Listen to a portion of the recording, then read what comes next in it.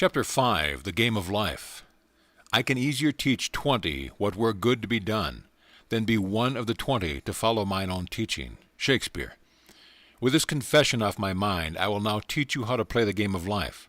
Life is a game, and like all games, it has its aims and its rules.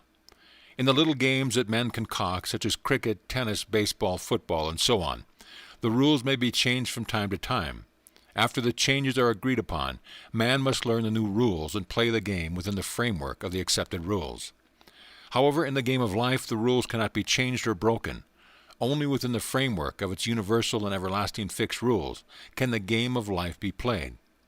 The game of life is played on the playing field of the mind. In playing a game, the first thing we ask is, what is its aim and purpose?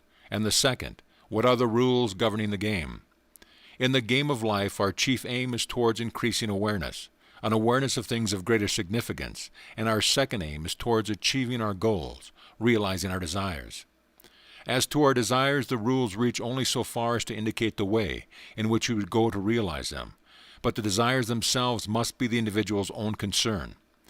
The rules concerning the game of life are simple, but it takes a lifetime of practice to use them wisely. Here is one of the rules. As he thinketh in his heart, so is he. Proverbs 23:7. Thinking is usually believed to be a function entirely untrammeled and free, without any rules to constrain it, but that is not true. Thinking moves by its own process in a bounded territory, with definite path and pattern. Thinking follows the tracks laid down in one's own inner conversation. All of us can realize our objectives by the wise use of minds and speech. Most of us are totally unaware of the mental activity which goes on within us. But to play the game of life successfully, we must become aware of our every mental activity, for this activity in the form of inner conversation is the cause of the outer phenomena of life. Every idle word that man shall speak, they shall give account thereof in the day of judgment.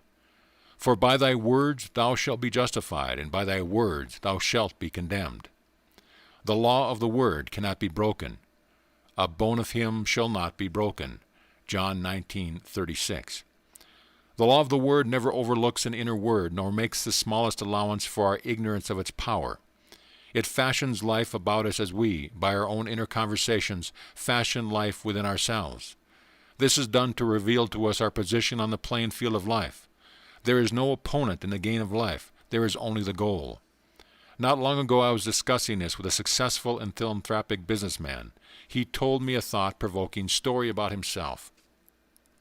He said, "You know, Neville, I first learned about goals in life when I was 14, and it was on the playing field at school. I was good at track and had a fine day, but there was one more race to run, and I had stiff competition in one another boy. I was determined to beat him. I beat him, it is true, but while I was keeping my eye on him, a third boy, who was considered no competition at all, won the race. That experience taught me a lesson I use throughout my life.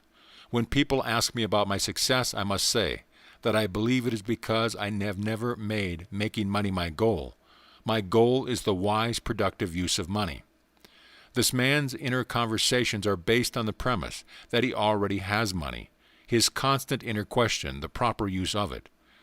The inner conversations of the man struggling to get money only proves his lack of money. In his ignorance of the power of the word, he is building barriers in the way of the attainment of his goal.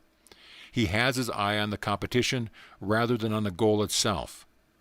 The fault, dear Brutus, is not in our stars, but in ourselves, that we are underlings. Julius Caesar.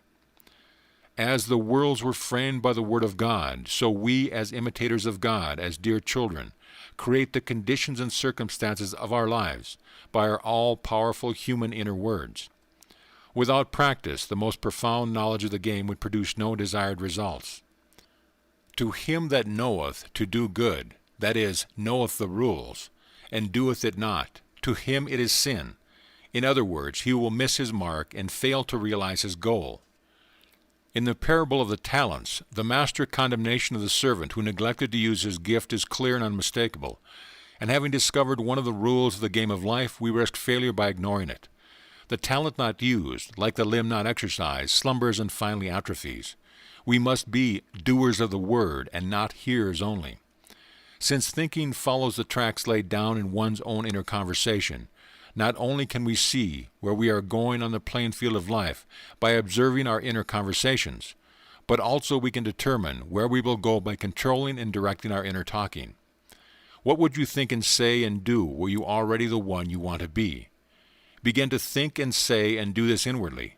You are told that there is a rod in heaven that revealeth secrets, and you must always remember that heaven is within you. And to make it crystal clear who God is, where He is, and what His secrets are, Daniel continues, Thy dream and the visions of thy head are these. They reveal the tracks to which you are tied, and point the direction in which you are going. This is what one woman did to turn her tracks to which she had been unhappily tied in the direction in which she wanted to go. For 2 years she had kept herself estranged from the 3 people she loved most. She had had a quarrel with her daughter-in-law, who ordered her from her home. For these 2 years she had not seen or heard from her son, her daughter-in-law, or her grandson, though she had sent her grandson numerous gifts in the meantime. Every time she thought of the family, which was daily, she carried on a mental conversation with her daughter-in-law, blaming her for the quarrel and accusing her of being selfish. Upon hearing a lecture of mine one night, it was this very lecture on the game of life and how to play it, she suddenly realized she was the cause of the prolonged silence, and that she, and she alone, must do something about it. Recognizing that her goal was to have the former loving relationship, she set herself the task of completely changing her inner talking. That very night, in her imagination, she constructed 2 loving, tender letters written to her, one from her daughter-in-law and the other from her grandson. In her imagination she read them over and over again, until she fell asleep in the joyful mood of having received the letters. She repeated this imaginary act each night for 8 nights.